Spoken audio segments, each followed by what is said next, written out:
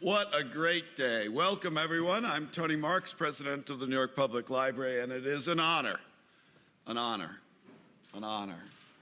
have you all here in the House. This library, this branch, one of more than 200 public libraries serving New Yorkers, has been serving this incredible, vibrant community for over 100 years. This branch alone gets more than 100,000 visitors a year. Any day you walk in, every seat is filled. People come because they need our books, they need our great staff, they need our computers. With thanks to our elected officials who are here with us, the system has been massively increasing educational programs in this and all of our branches. We're at 100,000 people a year learning computer skills in the libraries. We've increased our English language instruction 500% under this mayor, added citizenship classes and legal services for an immigrant community that is feeling challenged and scared. We're doing more after school than we ever have before, and pre-K, again, inspired by the work of this administration. So we are essential partners. That is only possible because of the great staff of the library, and I want to thank Tequila Davis, who's the branch manager, for hosting this small gathering.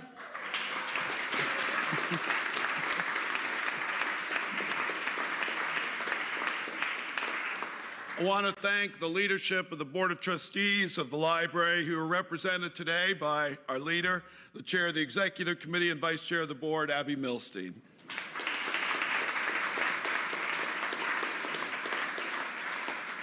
We are, of course, honored to have with us, amongst others, the First Lady of the City of New York, Chirlane McCray,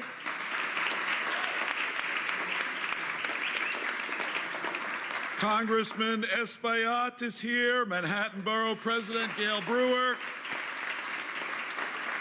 Council members Bill Perkins and Andy King, Chair of the Library Committee, the one and only Charlie Rangel,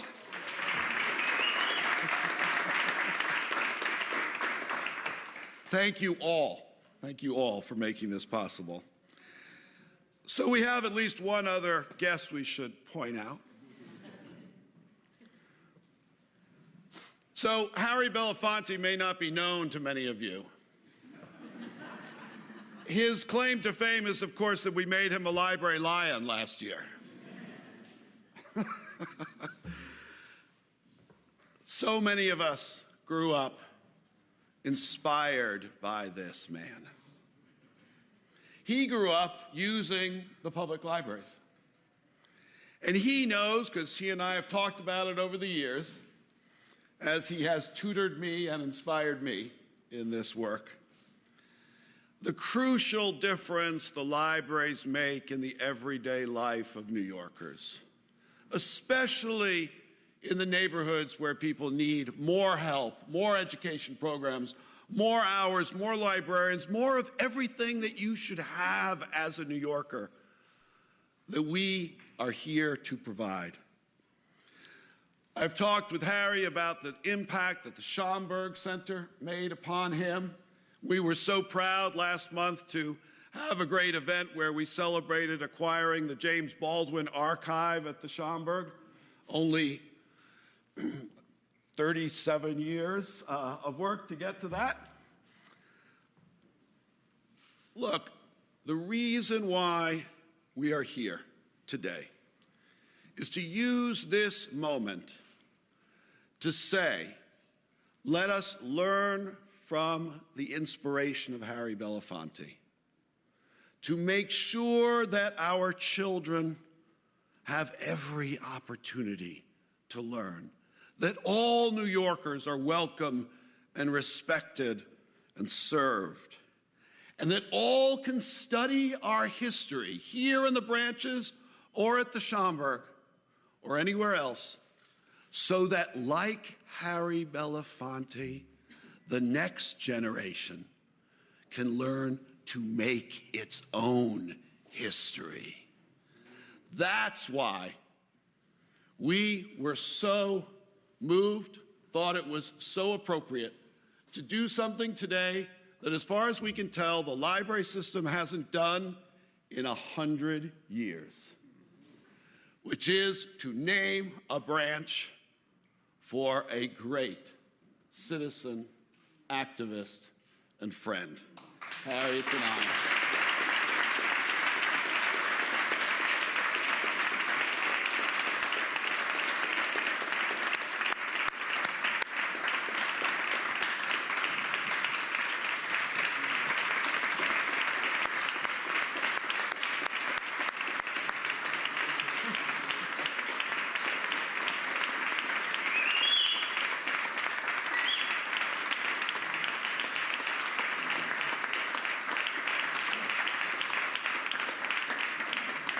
And now it's my honor to turn it over to His Honor, our partner, who I think it's fair to say together over these last years we have come together to understand the power of New York. You knew that. I knew that growing up here. But the power of what more we can do and how we need to use every opportunity, as you have been doing, to make sure that everyone has the opportunities of this amazing city. Please join me in welcoming the Mayor of the City of New York. Thank you. Thank you.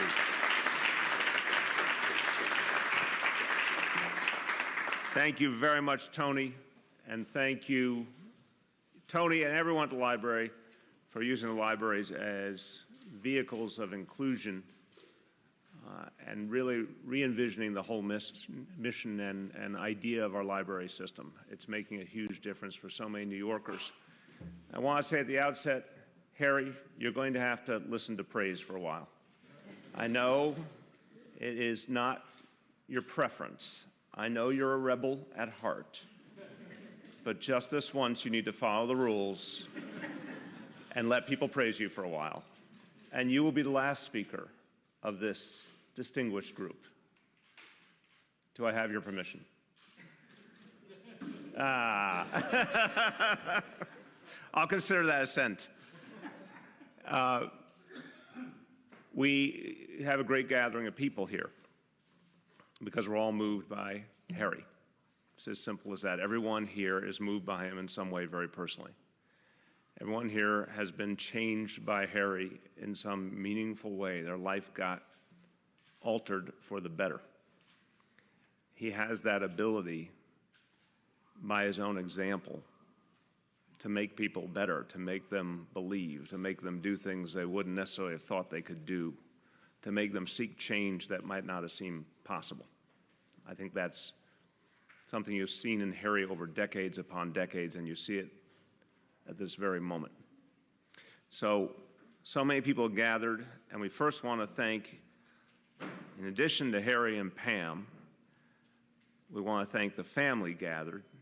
Gina, thank you for being here. Gina Belafonte, thank you so much. And Harry's granddaughter, Maria, is here. Thank you, Maria. You can clap, it's okay. And all family and friends and those who have been side by side with Harry throughout this journey. I particularly want to note it is an extraordinary honor for all of us to be in the presence of one of America's greatest actors, Cicely Tyson. Thank you so much for being here.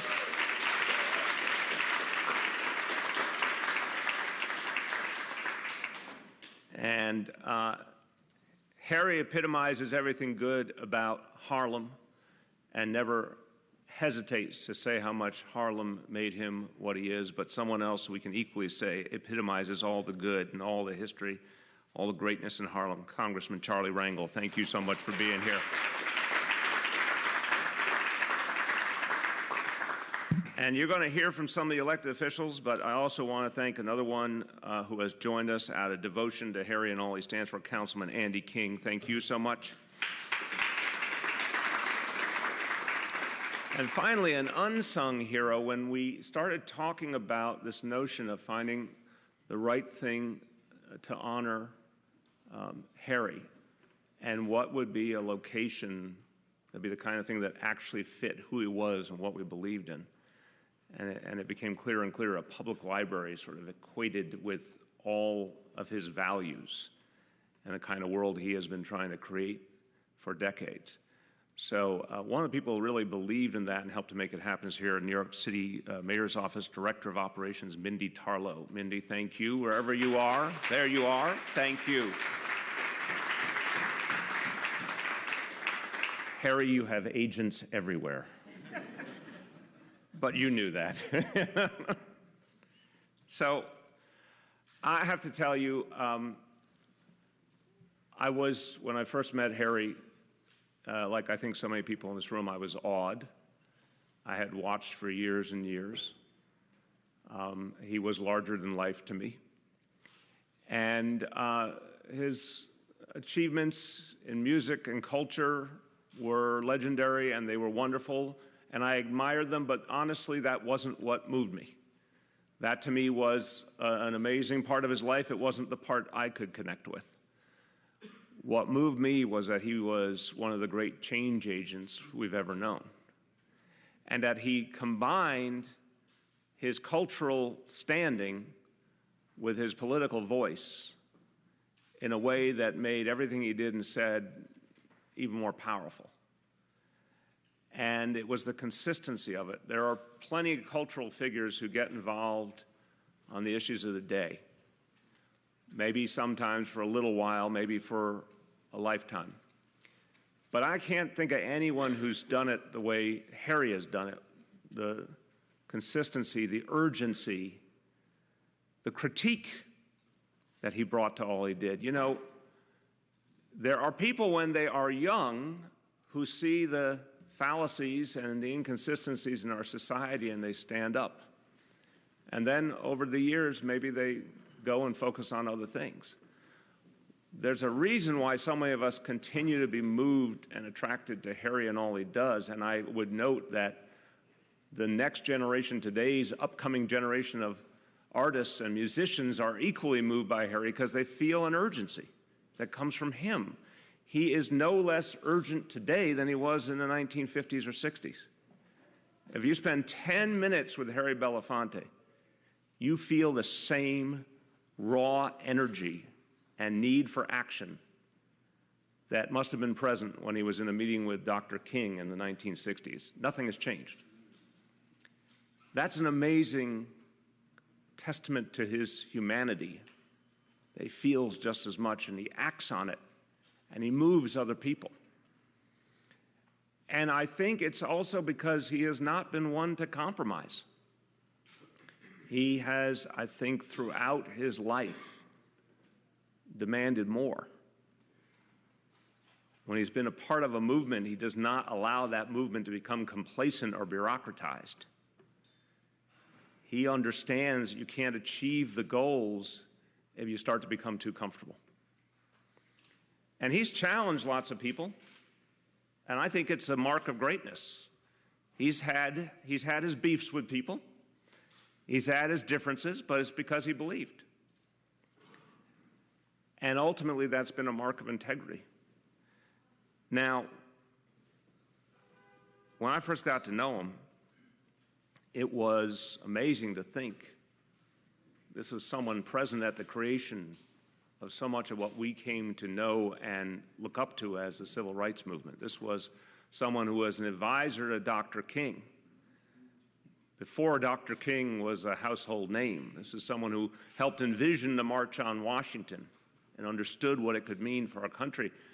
This is someone who knew the Kennedys and admired them, but challenged them too, to go farther than would have been their instinct. And that willingness to challenge,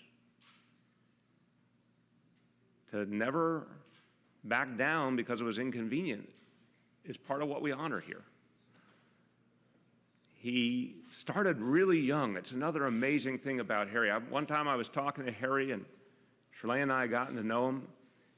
We were talking about the mayor's office and what it would mean to serve as mayor, and started talking about Fiorello LaGuardia, another one of my idols. And Harry said, well, he had campaigned for Fiorello LaGuardia because his mother made him do it.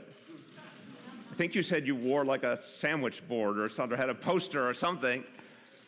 But think of that, a guy who was campaigning for Fiorello LaGuardia. For context, the last time Fiorello LaGuardia ran for mayor was 1941, during World War II. Harry was out there on the front lines as a child, obviously brought up with the right values, and just never stopped. And he's in this fight today. Today.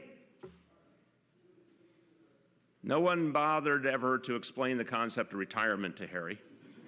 He wouldn't have accepted it had they done so. But he took that impulse and he applied it to each and every struggle. Fought against apartheid.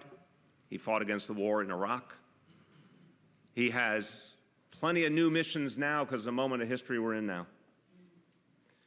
But Harry, I think you'd agree with me, there are folks looking at this moment and what's happening in Washington who have a little tendency to feeling depressed or overwhelmed. As I've watched you over the years, and particularly as I've gotten to know you personally, I have never seen that concept of being overwhelmed in your persona. I've only seen you think about what's the right way to fight. And I have to say that Chirlane and I are just so grateful to you and Pam for everything you guys have done. Also an epitome of a partnership, of a love and a partnership and a common mission. And we take inspiration from that. We just love that you don't know how to back down. That's the way to live life.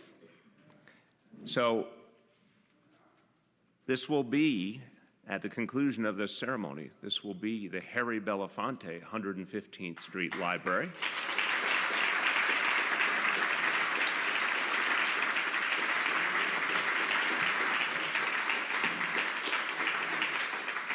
And every young person sees that name and just asks the question, what can I learn from this man?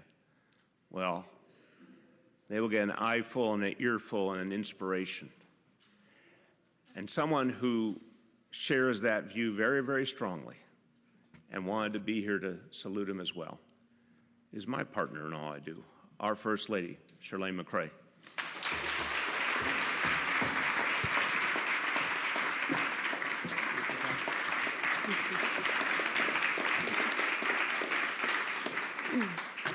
Thank you, Bill. And good afternoon, everyone.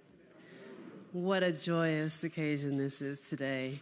I've just been sitting and taking it all in and just want to hold every moment to savor and treasure for a long, long time. It's a beautiful, beautiful day to pay tribute to a dear friend and legendary master artist activist.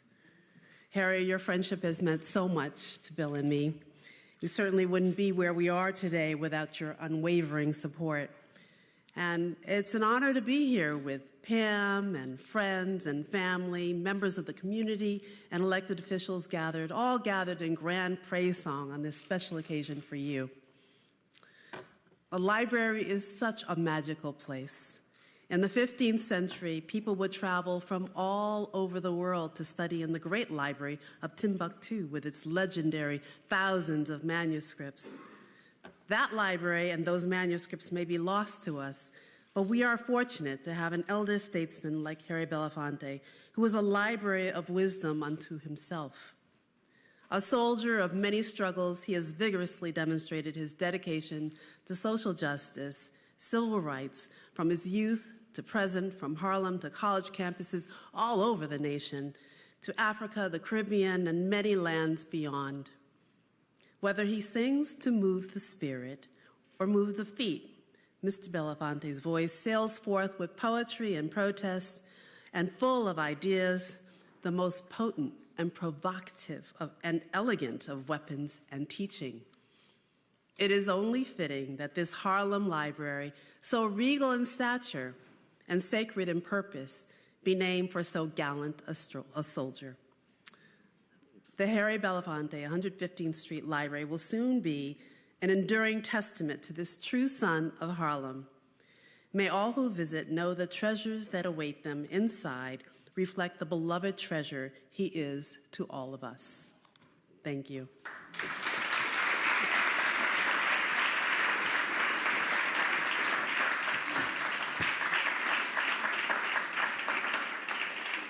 Now, 3 more of our elected colleagues are going to speak, and then we're going to have an unveiling, and then the great man will hold an audience. No, you, that's you. And will speak to us all. First, it's my honor to bring forward our Congressman, Adriano Espaillat. Well, thank you, Harry Belafonte. I had an uncle, a late uncle, who had a TV repair shop and a record shop on 157th Street in Broadway. So my family was privileged because, of course, our TV was always working.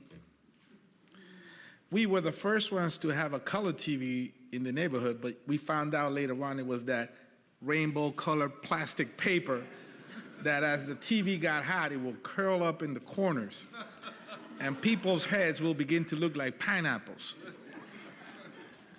The other privilege that we had was that we were exposed to calypso music. And calypso music is as close as you can get to a beach as possible. And so it was probably also the closest type of music to Latin music in English. But when you play calypso music, you felt like you were at that beach getting ready to sip down that coconut. And so we were exposed to Harry Belafonte. Now, our grandmother was a special figure in our family, and she never got to speak English. She was here since the 50s, passed away at the ripe old age of 97, never spoke a word of English. But she forced us to read the papers, the daily news, right? Backwards, from the sports page frontward. And my brother and I were able, I guess, to speak English because of that. And there we met. That's where I found out about Adam Clayton Powell. He was in the papers all the time. And of course, the other way that we got exposed to the language was by listening to Harry Belafonte's calypso music in English. And so he was part of our daily lives. And then I was able to meet him, come across him in a march against apartheid. And I said, wow, what a figure. And last night I saw the president speak before the Kennedy family about his courage, and he was so eloquent and dignified. But he would have never had that opportunity to be there last night had it not been for people like Harry Belafonte. And so,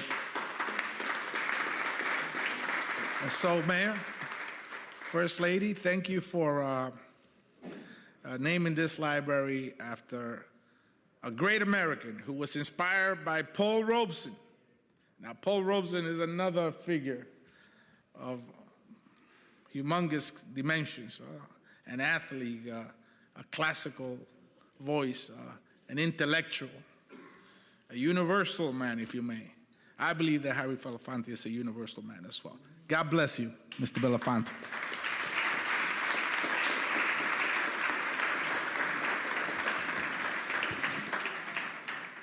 You know, when you're the MC, it's important to offer clarification. So I want you to know that Adriano Espaillat, when he said he watched the president last night, he meant President Obama. Okay. Thank you. Really needed to clarify that. The Profile and Courage Awards at the Kennedy Museum in Boston, that's who inspired him, not the other guy. Okay. Got that cleaned up there. Okay. Now, the Borough President of Manhattan, Gail Brewer.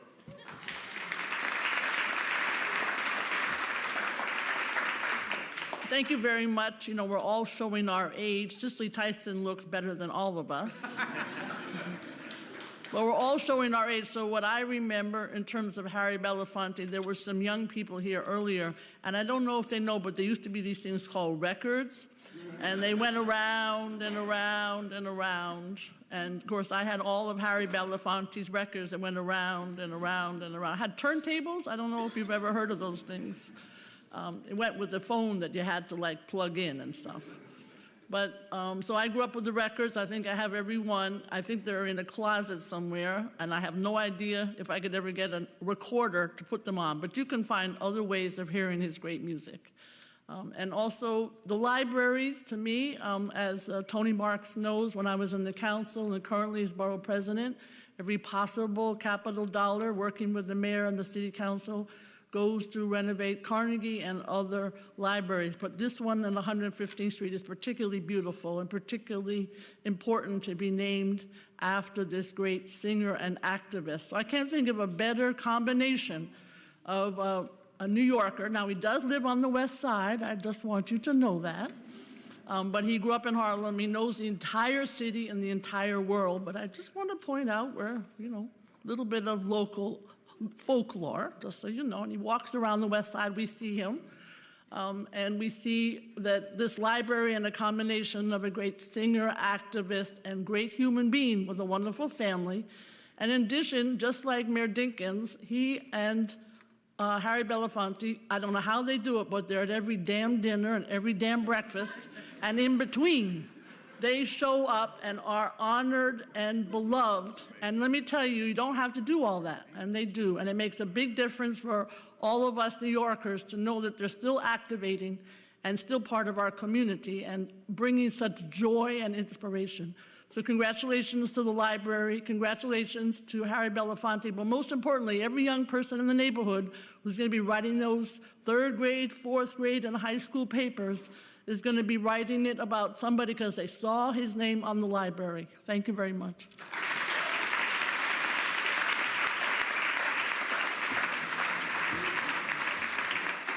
And now, City Councilman Bill Perkins.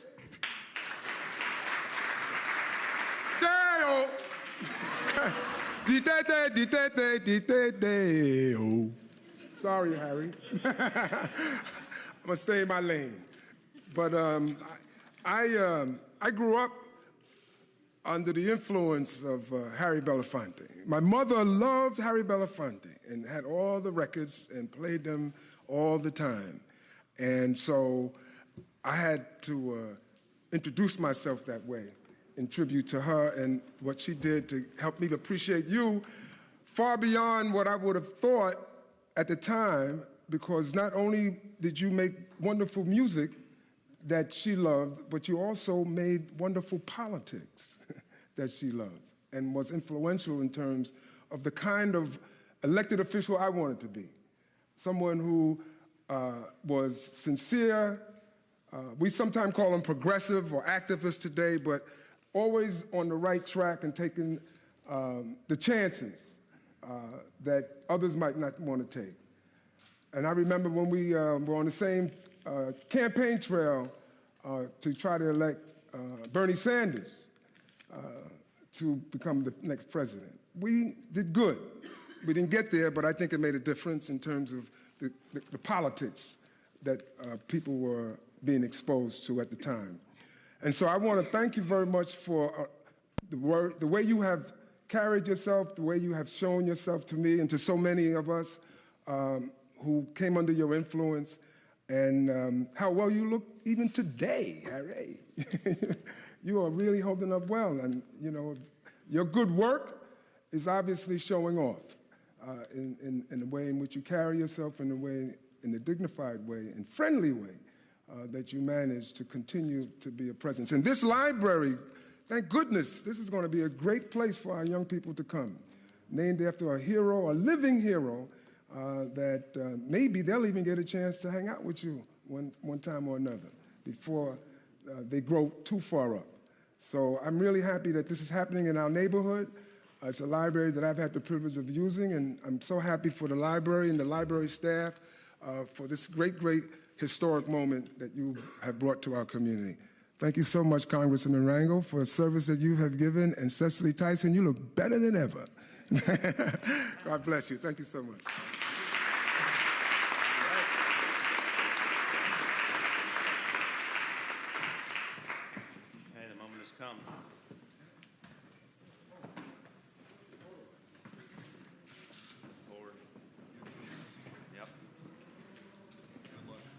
want to join us?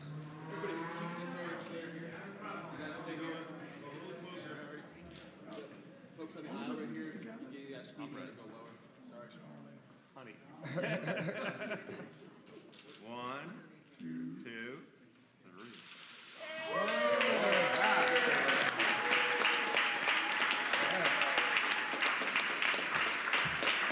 Very good.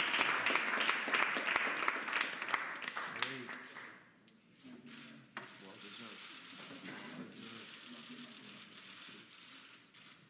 Pretty beautiful. Sure is. Pretty beautiful. All right. Get ready. The moment has come. Thank you, Gil. Ladies and gentlemen, the man of the hour, Harry Belafonte.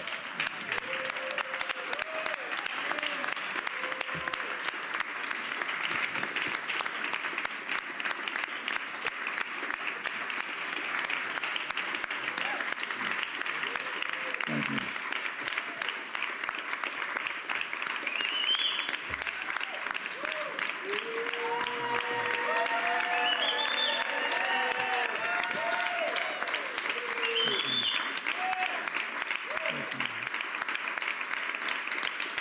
Thank you.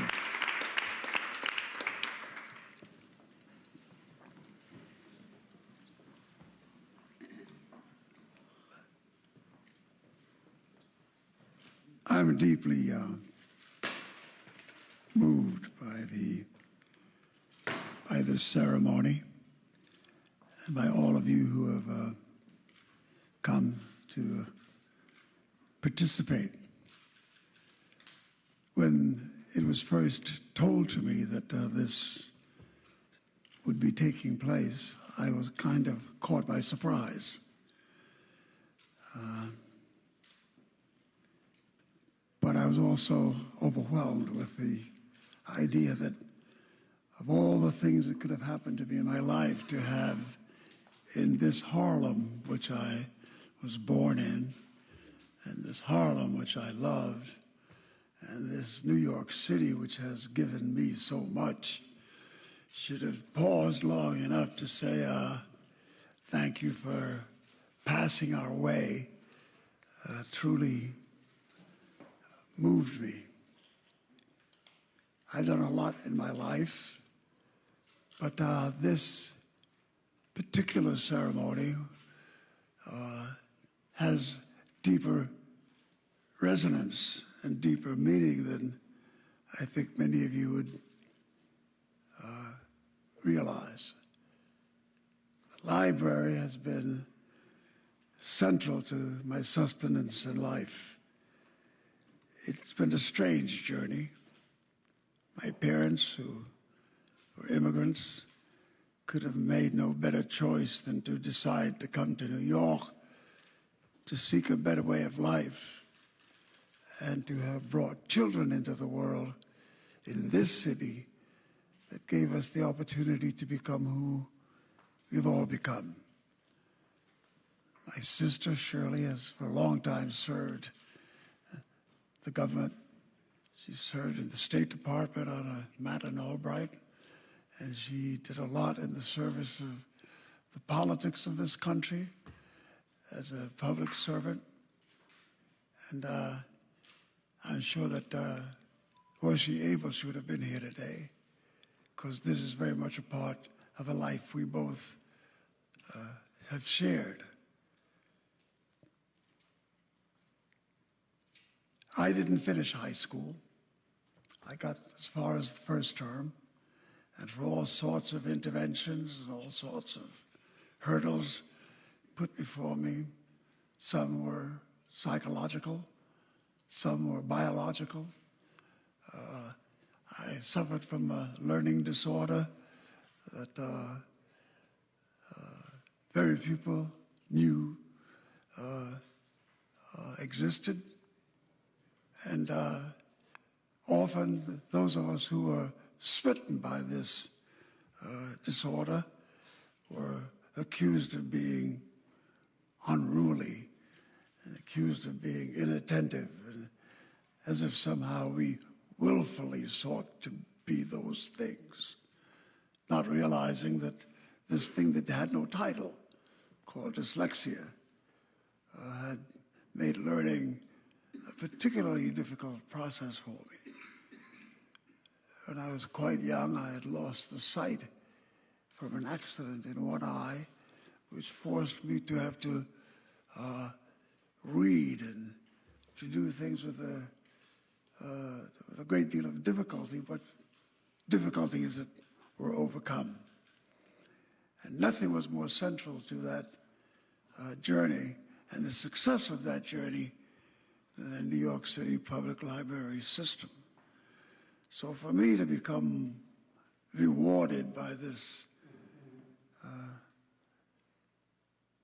ceremony, by this privilege, has more meaning than I could sit here and recite. I served in the United States Armed Forces during the Second World War, and at the end of my service, when I returned to New York, my skills, which were not plentiful, gave me the opportunity to become a janitor's assistant. It was the extent of my capacity at the time. And one day, in doing a service for a tenant in the apartment, I was given 2 tickets to go see a play. I was somewhat annoyed at the idea that instead of the $2 I wanted, I got 2 tickets. And I didn't quite know what the theater was about. I heard of it. I'd been in the theater. I'd been to the Apollo and spent a lot of my youth, and especially Sundays, after going to Mass and having a hearty breakfast prepared by my mother, we'd go rushing off to the Apollo Theater to have the Christmas in the middle of the year, to listen to all the great artists that came my way as a child. But when I was given these 2 tickets, I was curious as to what was going on in this place. It was to go to a place called the Schoenberg Library. And I went there, and in the basement of this library was a small room that held about 60 people. And I walked in, and I was first struck by the serenity. All these African Americans sitting down in a place, in an arena of more silence than I'd anticipated would exist. And I thought, if there's this many black people in a room and no noise is being made, something's going to happen. And it did. The curtain opened, the players came on stage, and life for me, that moment was an epiphany. That moment led me to a place that I never retreated from. I looked and saw players on the stage in the basement of a library in Harlem saying things and doing things that just absolutely overwhelmed me. I just didn't know that such an environment existed, and that people were saying things, black people saying things. Young artists, Ozzie Davis and Ruby Dee were 2 of the performers that I saw. And I didn't know quite what I was going to do with this gift, except that I never wanted to surrender it. I wanted to be eternally a part of it, not even knowing in what capacity I would participate. I'd have cleaned up the room and done things that matched my skills, but I also envied what I saw going on, words being articulated by a black man who wrote them. And it was in this theater with Ozzie Davis and Ruby Dee and Sidney Poitier all of us young students, young people looking for where to go with our lives. Why we chose the theater was its own strange motive. Certainly there was no future for a black person in the theater in America. There was no theater that was willing to receive us openly and to be curious about our history and about who we were. But here we were, struggling with this environment, trying to bring order into a life that was governed more by disorder. And here, in this place, my life, and what was to become my life, was launched. Perhaps the greatest reward was that I came to know people who really had purpose. To know Sydney, Ozzie, Ruby, so many others, to have come to know Cicely Tyson, who in her wisdom resisted both Sydney and I in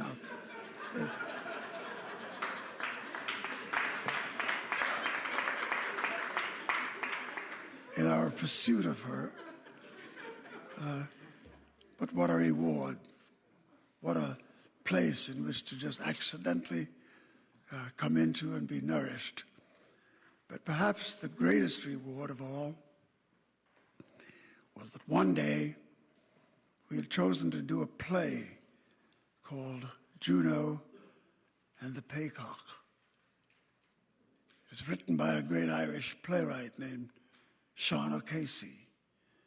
And when that play was mounted, with Charles Seabury as our director, this all-black company doing this Irish play, struck the curiosity of a person who came to visit us that changed my life completely, Paul Robeson. Paul came to the theater down in that basement to see what was going on with these young black artists and what they were doing to the play by his Irish friend, Sean O'Casey. He was on his way to London to see Sean and wanted to be able to tell him what young black artists were doing with the story about the Irish Rebellion, which fit the mood of those of us who played the part, because it was about the resistance to oppression and tyranny and a voice that was raised against colonizing a nation, all of which fit the DNA of the moment. In this theater, the rebel in me was rewarded. What I learned there, what I encountered there, those who stood in that space, those many nights, those many years, shaped my sense of purpose. I was an activist long before I became an artist, but it was in looking at the world of art and what I discovered in this theater that I found a place where my activism could be nourished. I could use this platform and speak the word of great poets and to quote things that instructed the human heart and the human mind. And in this place, here I was, on my way to a life that I had not expected. I anticipated that I would be able to do things that had meaning, but I was not ready for the onslaught of the global response that rewarded my efforts as an artist. And that art was always committed to speak truth to power and to use the platform in which to spread the word that we should not face our oppression with any sense of defeat, but rather to face it with a great sense of what possibilities existed for us. Paul Robeson did that. It was the public library system that gave me a chance to read books that I would never have touched otherwise. I didn't get, as I said before, to high school, so literature wasn't a central part of my DNA. But the library that I accidentally went to and got caught in its rewards shaped my life. Here I sit with elected officials, Gail, Charlie. I really took the ceremony today to see you walk in here.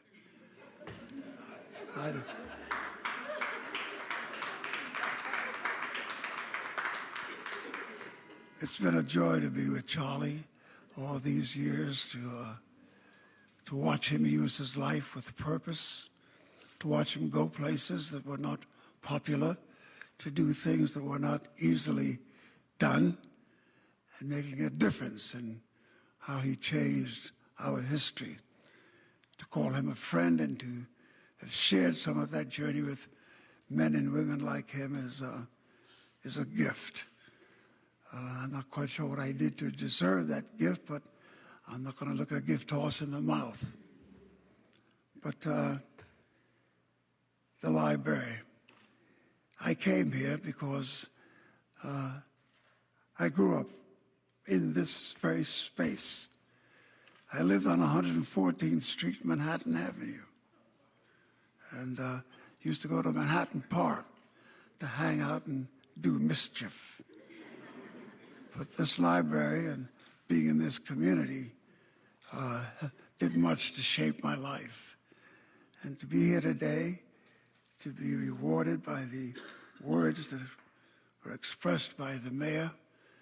He's not only a friend and his wife, a great friend and instructor, but someone whom I deeply believe in because he has held his head high and he's met the challenge, I think, with great spirit and given us a sense of possibility.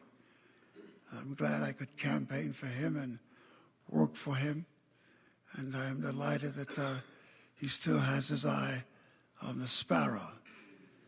And see Reverend Forbes, who, beyond Dr. King, I didn't have much use for religion. The church and what it had done to me as a child. I was born a Catholic, and my Catholic experience was not as rewarding as it should have been. And I stepped away from it because I saw the church as a hurdle to be overcome, because I'm not too sure what the brothers and the sisters who were charged with the responsibility of tutoring us really thought about us, and the way in which they looked at us more as an obligation rather than an opportunity. And I stepped away because I looked at all the things that went on in the church, and it wasn't until I had the privilege of meeting Dr. King that I saw the possibilities that lay before us through the experience of religion. Martin made a lot to me, and in the basement of the church at Shom, up in Abyssinia, was where we met. And on occasion, we had a chance to stand in the Schomburg to speak to the politics of the day. And when he came to New York, he spoke at the Schomburg and gave us an opportunity to participate in his wisdom. I will not linger much longer because I could go on forever, as those who know me well will attest to. Not always favorably, because sometimes I say things they don't like. But it's not out of mischief as much as it is out of a sense of duty and responsibility. So let me hasten to wrap this up, say thanks to the mayor, to Chirlane, and to everyone. I thank you. I'm deeply, deeply moved by this. I hope you will believe that it's not just being flippant or being, I'm not conning you. I'm telling you what it really means a lot to me. And I'm also thankful to my family, my daughter, my granddaughter, some of my staff who are here. Reverend Forbes, for your patience and your guidance and your counsel. And most of all to my wife, who's really had the brunt of a lot of curious things that have come her way because of my irascibility. But her patience and her kindness has meant a lot to me in these years of my life. Thank all of you. I am deeply honored. Thank you.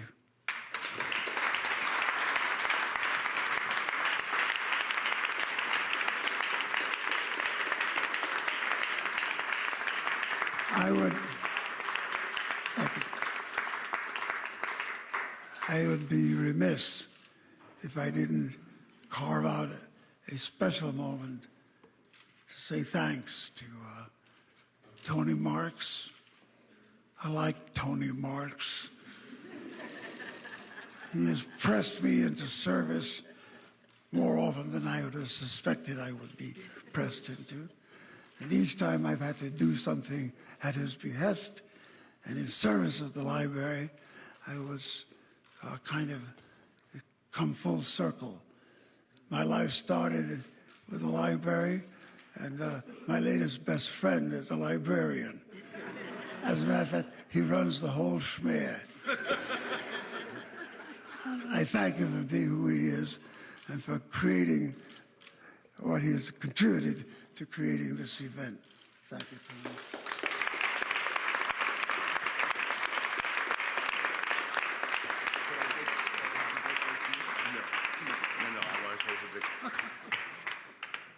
I want to conclude with a thought that just sparked by what Harry said.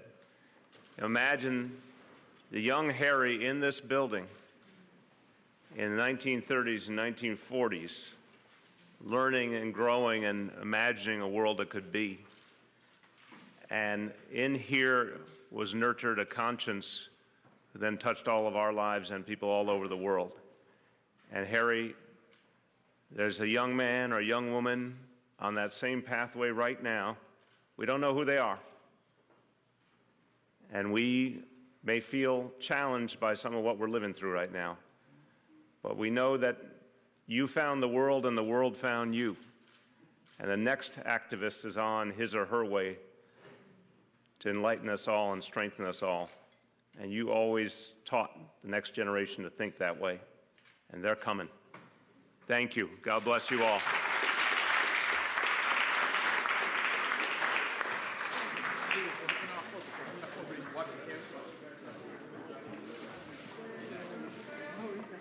Good.